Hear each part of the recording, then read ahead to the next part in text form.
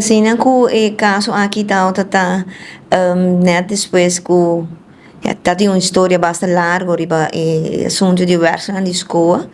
que nem na haya cai na maneira bisa haya na mesma mei de problema entre na donador de trabalho e governo que tá subsidiar salário de trabalhador não e é assim ku me pobisa ku a situação aqui a escalar de tal maneira que na 2022 durante 1 de agosto escola haya na mesma situação que me kunang a barra of cambia of trece cambio não de condições de trabalho de trabalhador não só tem caso que me com o tempo é maneira bisa juez avisa com esta dona trabalhador de razão pero teniendo em conta com a situação financeira da fundação ela visa que esta haya com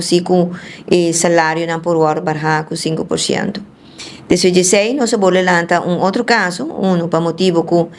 no solamente el salario a 13 cambios de budget, pero también mañana visa 13 cambios de otras condiciones de trabajo. Por ejemplo, la 13 cambios de arreglo de pensión, quita diferentes otros derechos que el trabajador of el verso não está tini e esse aqui a conduzir com o caso de um guardamento muito largo.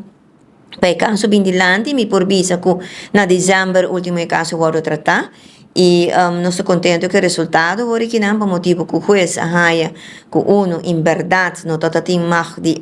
13 cambios de forma unilateral de condições de trabalho de trabalhador aqui. Ela avisa também que o ministério maniente bisa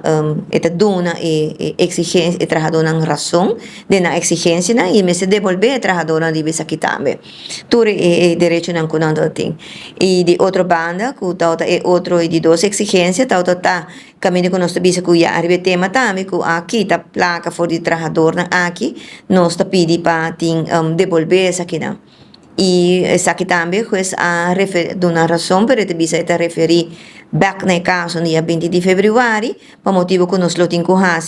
uma calculação de Kiko, tal qual agora que está, de forma de placa de trabalhador aqui, e para ora inana e por dicta arriba e pida aqui nana. Pois o caso agora lá para pouco arriba 20 de fevereiro, te ora que nós podemos entregar a calculação e ora já não, lo portinho resultado e parte aqui especificamente.